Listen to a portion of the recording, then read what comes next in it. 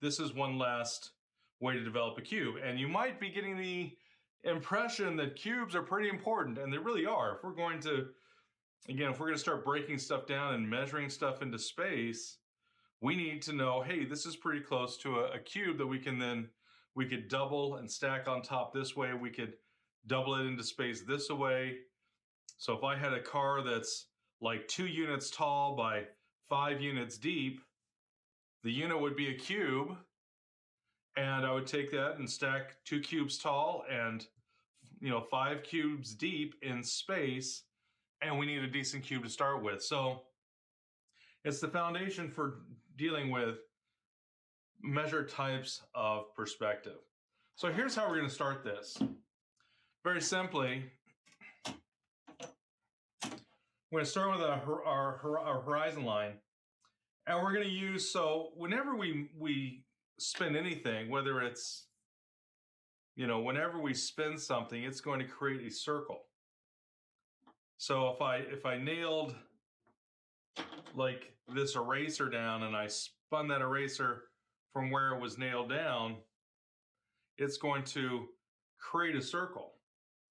It doesn't matter what the shape is. If it's even, if it's whether it's a rectangle or a square or something long like this pencil or something like this triangle, if I use a tip and I rotated this all the way around the tip, this outside tip would create a circle. We're going to use that concept. If I took this, nailed it down, and spun around, it would create a circle. Same thing for both of these shapes. So we're going to use that concept to help us develop a cube. So the first thing we're going to do is, and we're going to act like this is nailed down. So we're going to basically start with a square, and if we take this square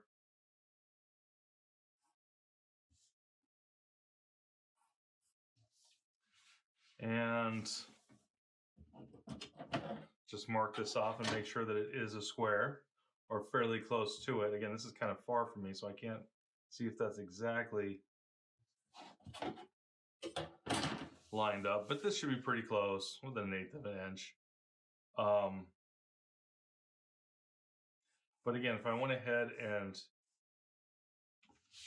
create a square,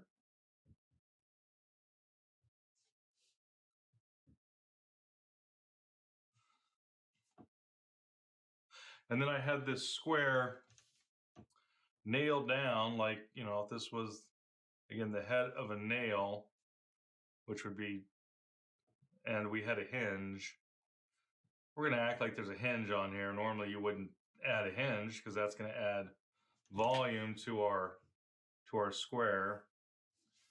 And this had a nail going into it, and this was nailing down this, and going into the table with the tip of that nail. And this right here was a horizontal plane. If we flip this around so that it's facing me once again, I'm going to have another square. That should be pretty simple it's like, yeah, of course, if you flip that all the way to the other side, so it's 90 degrees to my line of sight. Again, this is square, but we're going to use, as this flips, it's going to create a circle, but since we're seeing this in perspective, that circle is going to become an ellipse. And so we're going, this right here,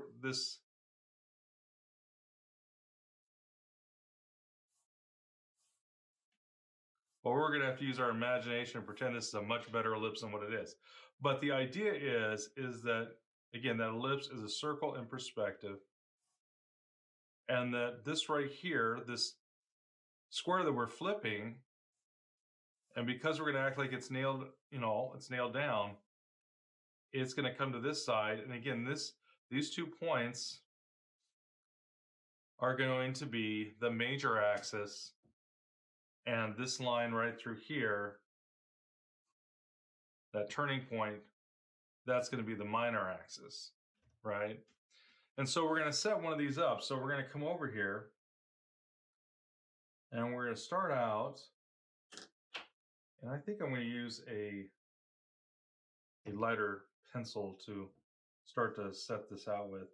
But we're going to start with our line here. And the length of our line is going to start right here. And it's going to end right there. And we're going to take this distance and we're going to fold it over. Whatever that is. Now I can measure it. You know, this is what, 1, 2, 3, 4 and a quarter.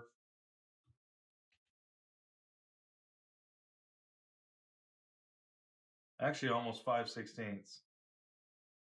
Yeah, it's pretty close to 5/16. So 1, 2, 3, 4, and 5/16. Or if I just was, you know, if I was just sketching, I could take this with my thumb and the end of the pencil, like so, and then again, bring this over and mark that out. Whichever method, or you get a piece of paper and mark those 2 points and bring the paper over. Whichever works. We don't care about how, we only care about what works. So this is going to be the same distance on this side. Okay. Like so. All right. And again, this right here, this middle,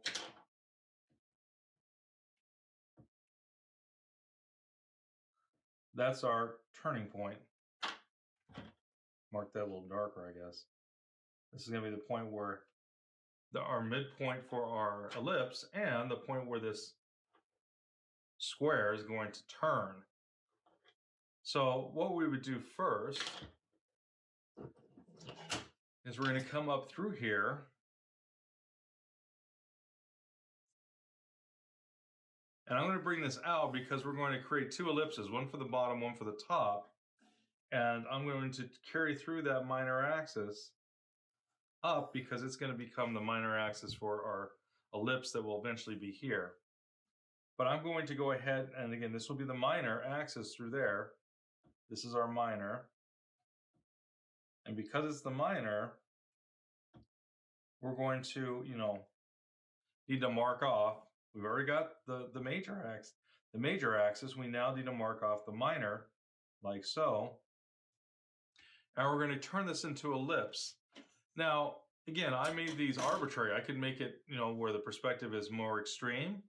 I could open it up where I'm seeing more of that ellipse. It just really depends on what we're doing. Now, normally, I wouldn't make the ellipse more open than what I've got right now by very much. Because if it was, you'd have to be in 3-point perspective. You're never going to use really more than a 30-degree ellipse when you're doing this. And we're not going to get into why, but when you have a certain field of view and you're not turning your head, and if I had like a little piece of paper with an ellipse on it, I shouldn't say an ellipse, but with a circle on it, and I'm 5 feet tall off the ground, it's going to take so long before this circle will enter my field of vision. And once it does enter that field of vision, it's at 30 degrees. It actually can mark that off, and there's big explanations of why, but just basically remember that you're not going to have more than a 30-degree ellipse. Now, for those of you that really don't care about the degree, you know, just, you know, it might roll around in your head. But if you're really, really motivated, pull out a computer program or an ellipse template and look at what a 30-degree ellipse is. Get very, very, you know, familiar with that shape, because we can't see more than a 30-degree ellipse in 1 and 2-point perspective. Once you go to 3-point, then it opens up more, because now we're looking down and it's not the same parameters. Everything has changed. So I've got this ellipse that I've created. It's a little light through here. But the idea of this is that from here to the middle, and if we brought up, it has to be a square. But as it rotates, it's going to foreshorten. This is tracking foreshortening using this concept.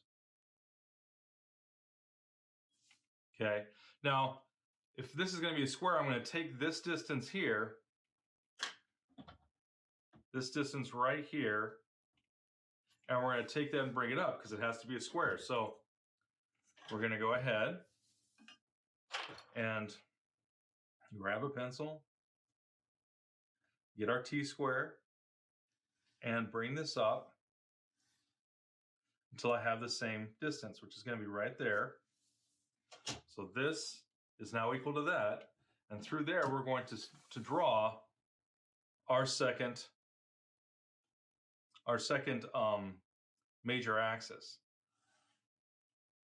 Missed that just a little bit. Need to bring that up. That's better. All right. So we've got this major axis. And sometimes I've gone ahead and marked this off, but somebody was like, well, how do I know how wide it is? Well, I could measure the 4 5/16, or I could take a straight line, truly vertical line, and bring it from the end of the major axis and bring it straight up until they, touch. I could bring same thing. I come over here, start from that major axis point, bring it straight up until it intersects or touches that line right there, and now I've created a big rectangle. This is the fun stuff. Now what we're going to do with this big rectangle is what we're going to do is we're going to create the ellipse up here as well. Now, if this was small, if I was hand sketching, I could make it, the same distance, okay? So I could make this the same.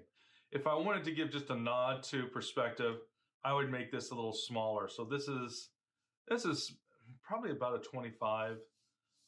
It's close, it's between 25 and 30. This is going to be between, this is going to be a 20 to 23 degrees, somewhere in there, 24.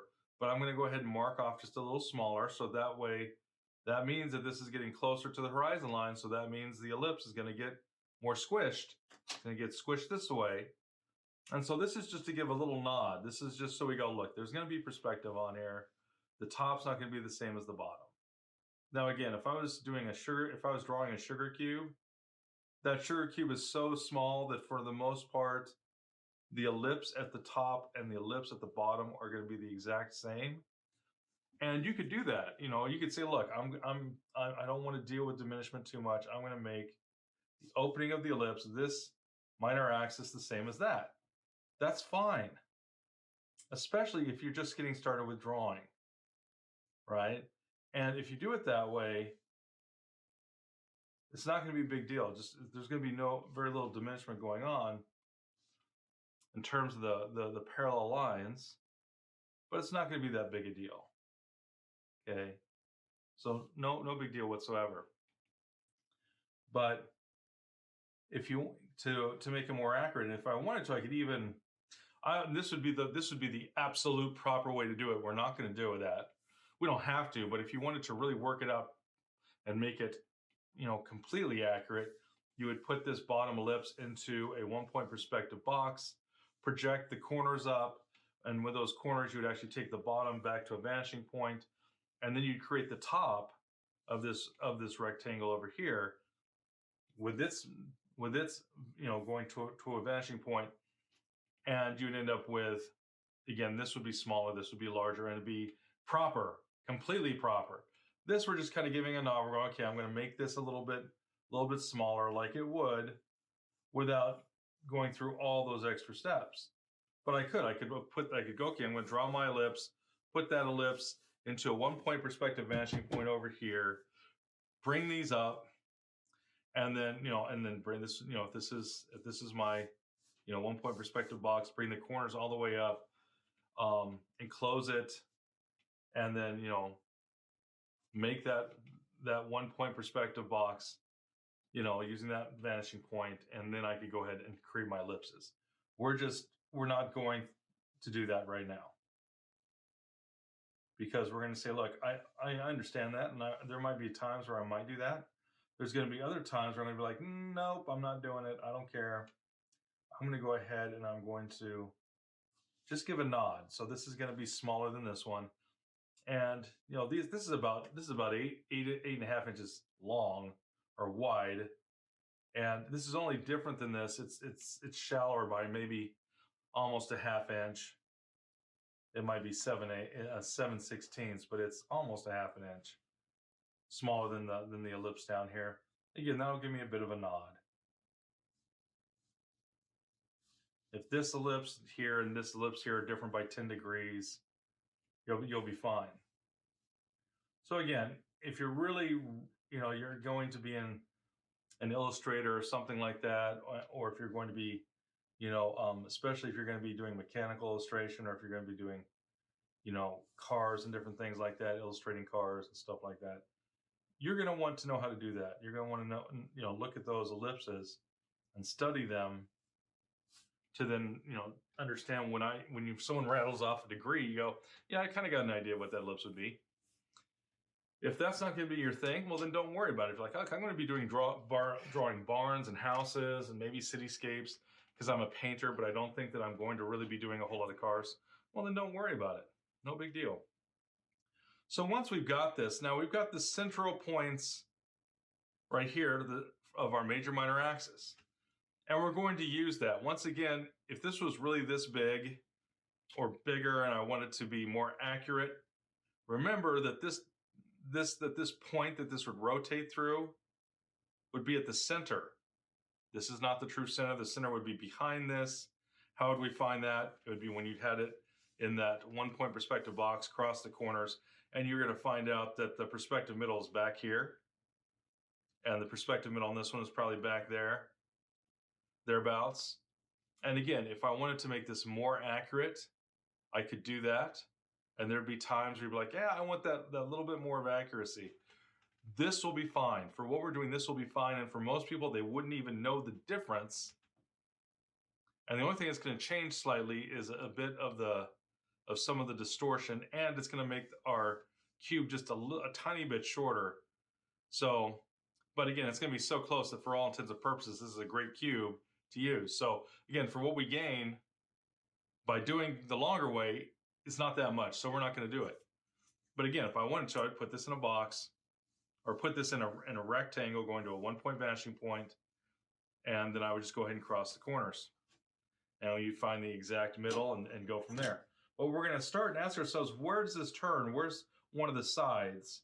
Because what we're going to do is we're going to say, all right, well, this is my flap, and at what point does this flap, let's say this flap has turned, and now my flap, I guess I'm going to need another sort of the other ellipse through here.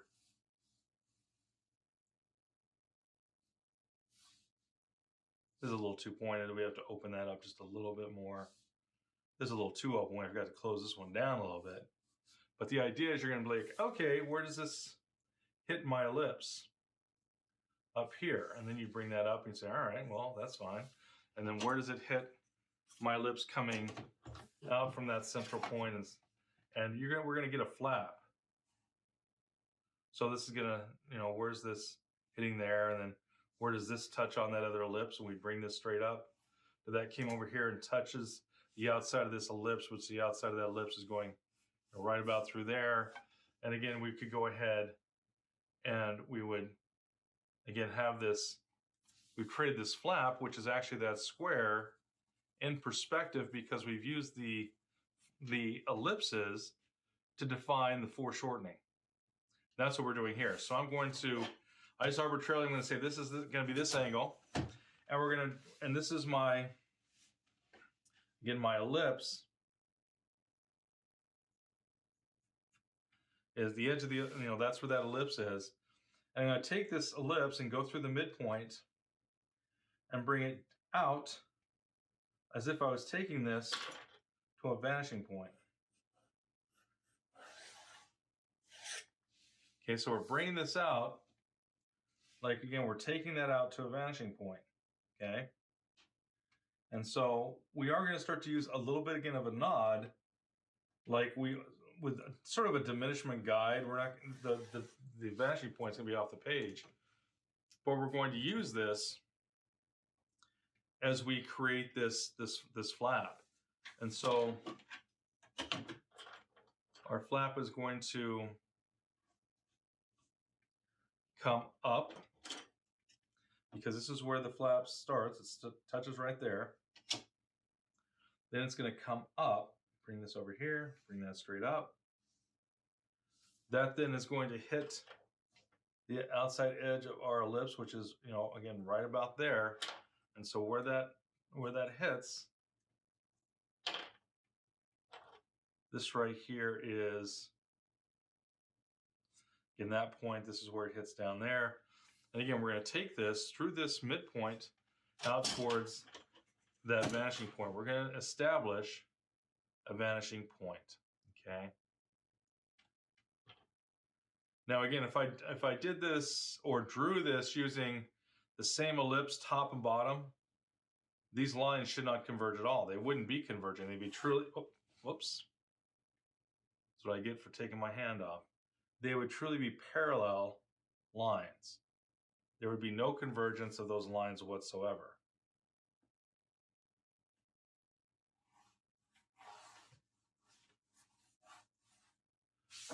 So this is going up, and we can see where these are getting, going out towards that vanishing point, so to speak. And so sometimes people are like, well, how do we know? We want the next flap, and the flap should be 90 degrees. How are we going to find the flap? We're going to use an ellipse. That's right, folks. We use these ellipses all the time, and this is going to be another time where we're going to do this. And we're going to take this little flap here, and again, this is our flap, right through here.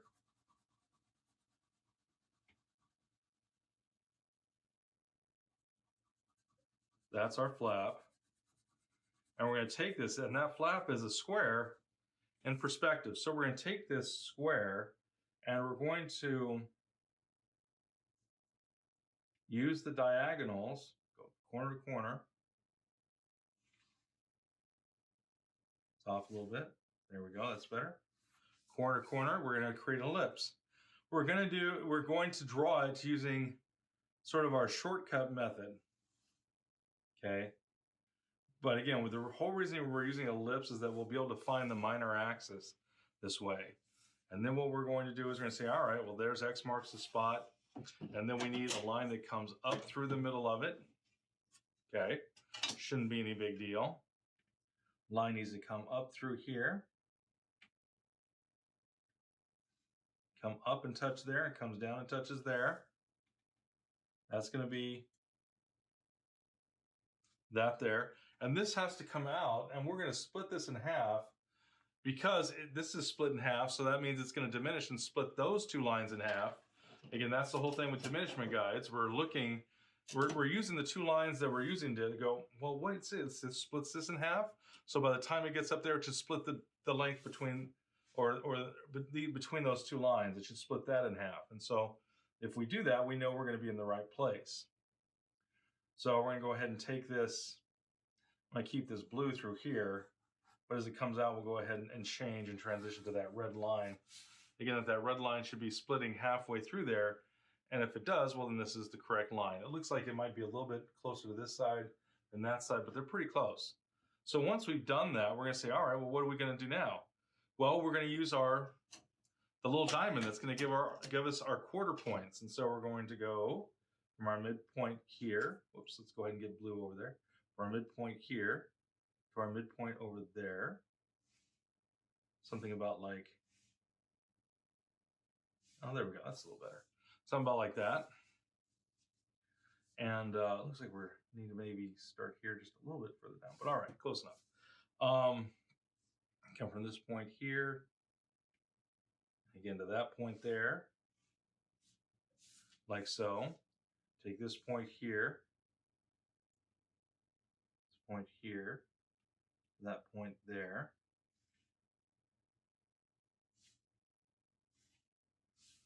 So that goes there. So this is, again, these are our midpoints. And that's going to create that little diamond for us. And we're going to take this from this midpoint, and we're going to go back up to the midpoint at the top.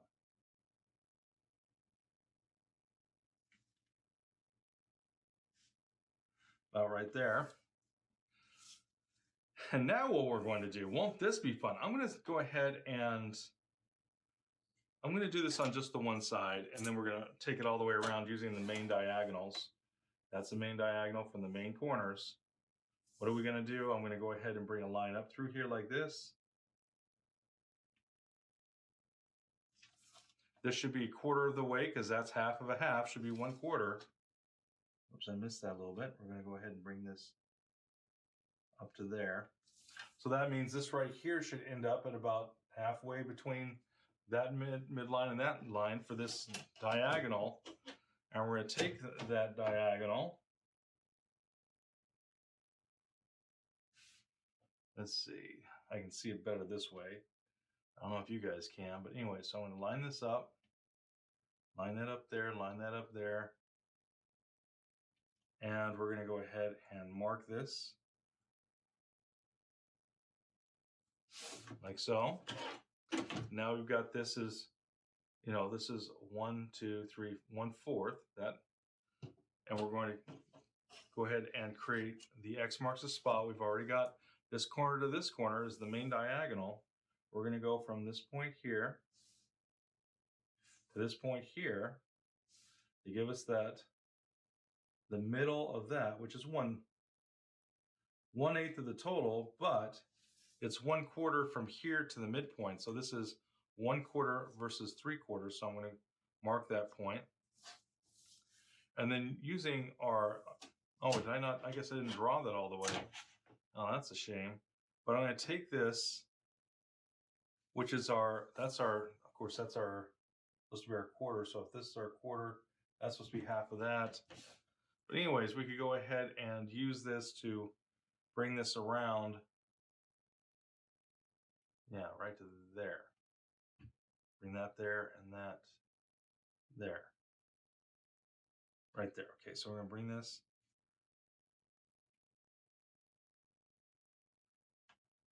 over here. That's that point right there. Okay, then we're going to come straight down with it. Both these are going to come straight down till they hit the main diagonal on both the right and left side. Bring that there. So that's going to come down here, and that's going to mark that. That's going to come from here.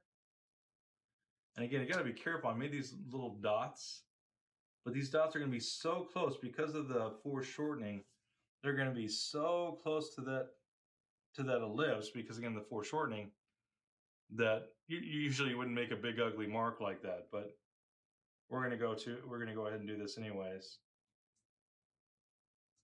And then we're going to create our ellipse. And again, we know the ellipse has to hit these 4 points, and it's got to end just in front of these. So maybe we'll just go ahead and put down this ellipse getting just in front of these. And then, now this is, again, something that you really need to understand and practice your ellipses. And again, as we're drawing this ellipse, we're envisioning, trying to draw as good an ellipse as we can. And remember, when this hits here, it's got to still come forward for that major axis. So it's got a hook where this is in front of that. And if we, right now it is. So again, where this hooks out, so this is in front of where that turns there.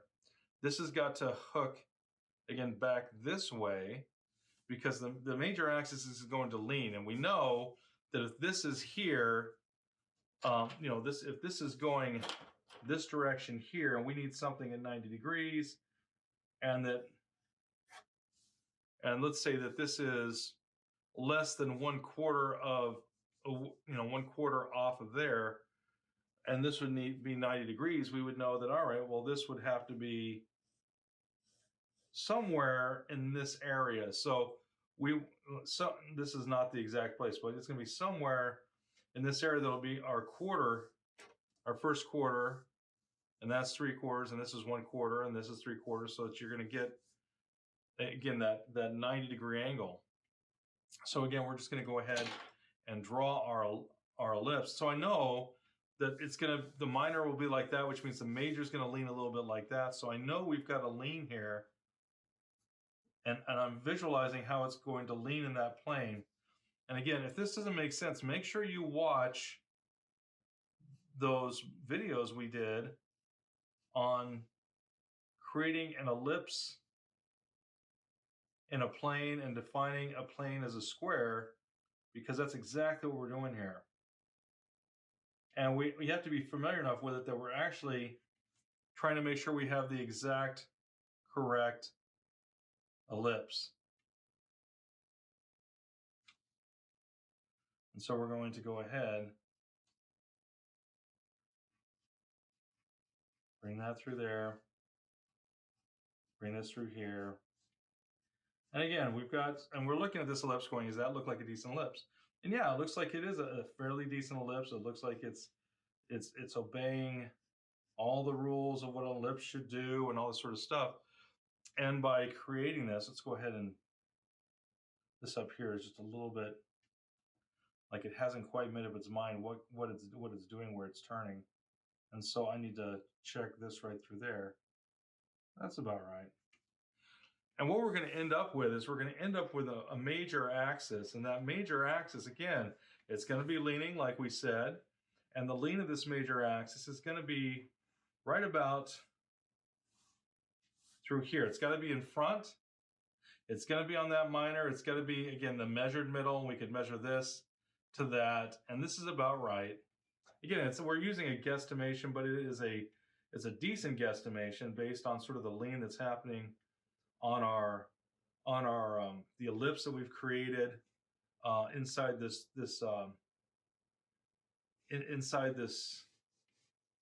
square plane. So that's the major. Now, if that's the major, then the minor has to be 90 degrees, and the minor has to come through that middle point, right? And so we could take this. In fact, maybe I'll use a second triangle just to make sure I've got this in the right place, thereabouts. This needs to come forward just a little bit more. And so we're going to go ahead and bring that through there. This will then come again through here like so, like this. Let's see, about like that. And that would then, we're going to go ahead and connect these two, and we're going to end up, oops, right about, there we go. Yeah, double checking so this right here should be our minor axis. Okay, and that means this would be the major. And if this is the major and this is the minor. Now, again, people might be like, wait a minute, is that correct? I actually think the major would be a little bit of a change, of a difference, but this is gonna, what I mean, it's probably gonna be closer to this right here. But that's okay, even if it was. So if I change this and said, this is actually my major axis right there, and that's supposed to be my major, it's only gonna affect the minor ever so slightly. The minor is gonna change.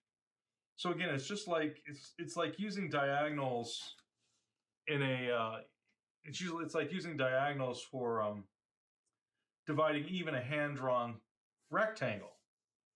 It works. It's close enough to be like, yeah, okay, yeah, why not? And again, if we're doing this by hand, if I was doing it, there's other ways of getting a perfect cube that you would never use for hand sketching. But this is a great way for hand sketching because, again, we're doing a 2-point perspective cube, because this will be our going to the right, and we're going to have others going to the left. And this is a way of making sure that we have, again, our making sure that we have this drawn pretty close to accurately in 2-point perspective. It's the easiest way to do it. So if I use my blue minor axis, I'm going to take my triangle and I'm going to line this up 90 degrees to that major axis, and it's got to touch this point, this little pivot point right here. This is the center. Well, it's the center point of the major minor axis. Again, we didn't go the extra mile and mark the middle and then you rekey this. Again, this isn't perfect. But it will give you a really good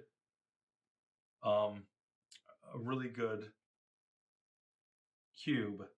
So again, we're going to come from that middle point, line this up 90 degrees, that major axis, and bring this out until this touches. Again, we have our ellipse is right there. And that means that this right here is going to be the same as that right there, the square. All right. Now,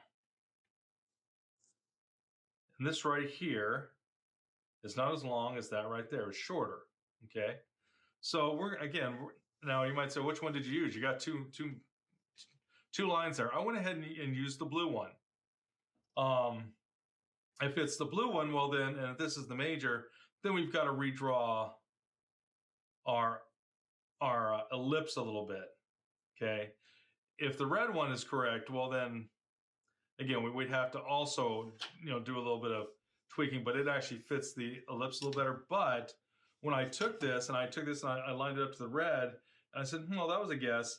I'm looking at this, I'm like, that looks too far open. I think the blue is actually more accurate. So again, even if I have, well, somewhere between those two, you'll be fine. So again, we have that this is, again, 1/2 because we have this going to the left, and this is now going to be going, this is going up and to the right. This line right here that we just drew, if we take it back, is going to go back and up to the left. So this is going to go up and to the left. Now, we need to carry this to complete this plane.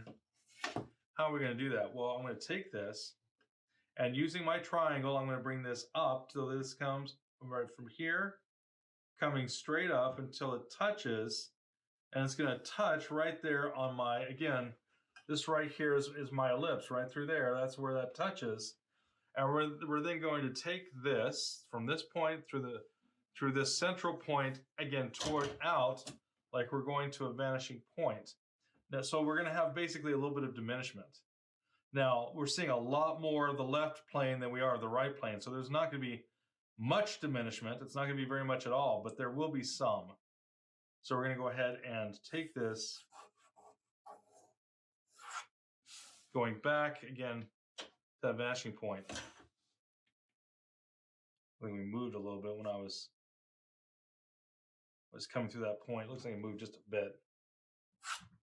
But anyways, not too bad. So again, what we've got here is we've got this plane, and we're gonna, because of the fact we've got all this stuff going on, let's darken this with maybe black. So this would be that edge there. This is this edge going back. So we'll go ahead and use this. You can go back to that touches there. All right, fair enough.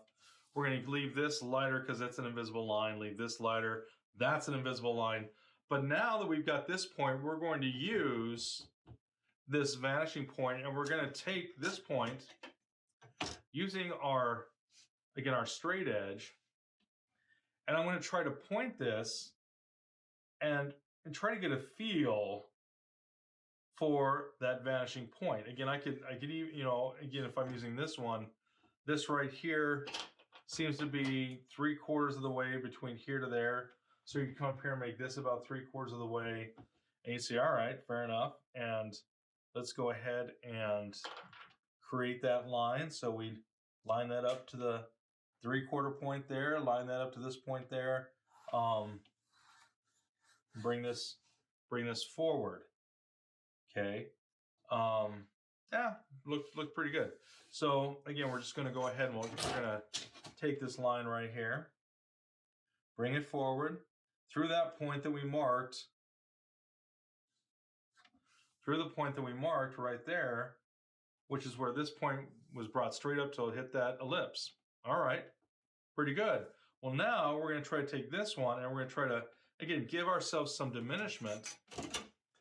It's going to be much, it's going to be wide open, but it's going to be going up towards that vanishing point. So I'm going to come from there, and again, I'm trying to look for I'm trying to gauge the diminishment. Again, I'm not going to define the exact, vanishing point, but I'm trying to look at where the point is coming off the page and trying to, again, to gauge, if we took that back, that this looks like that it's diminishing to the same vanishing points that these are. Is it going to be exact? No, but it looks like it's diminishing. That's all we need. Once we've got this, we're then going to take this side and come from this point, and again, try to get this to look like it's diminishing to that.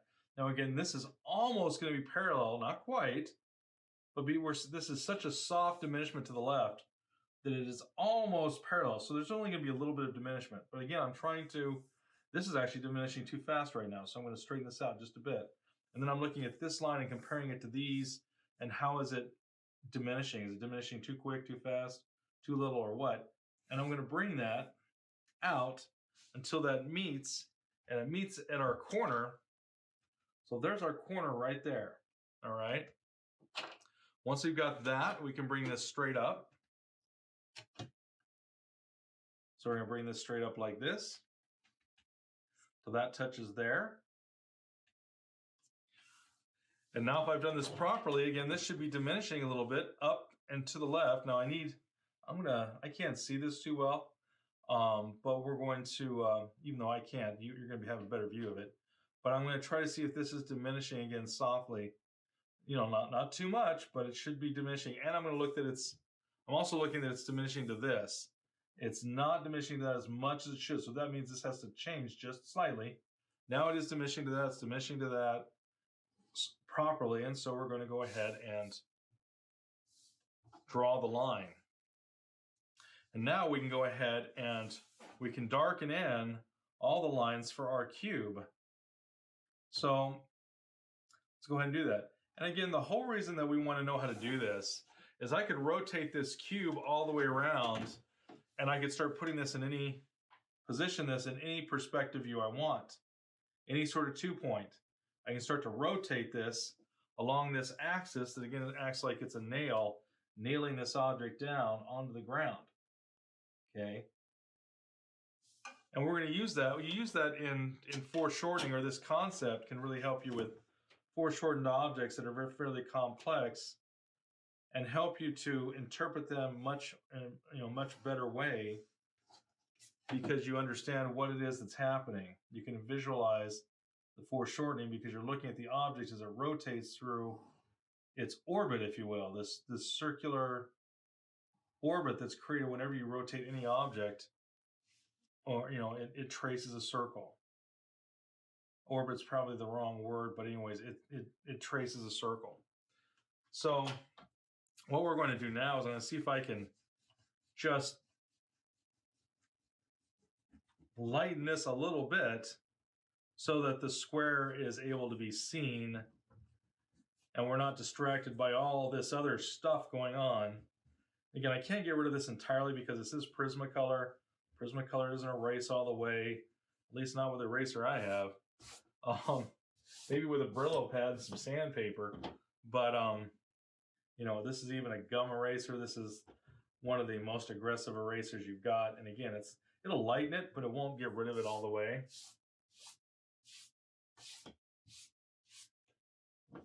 And hopefully we can see now that we've got, again, a fairly decent cube here. That's what we want. We wanted a cube that's in 2-point perspective. This is a slight 2-point where it's almost in 1 point. And again, if I was drawing this outside, or if this was a barn or a building or something like that, I might ask myself, do I want to flatten this out into 1 point? Because this is getting so close to 1 point. Is it going to be harder to try to draw it the way I see it, or is it going to be easier to draw it the way I'd rather see it, so that way I could deal more with composition?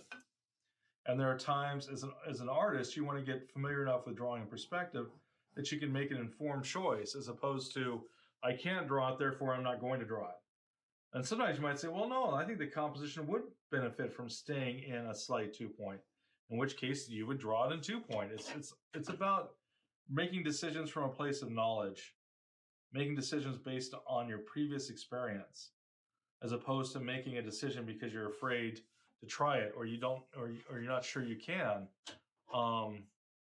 In the beginning, you might have to do that, but you want to get to the point where like, I could do it, but should I?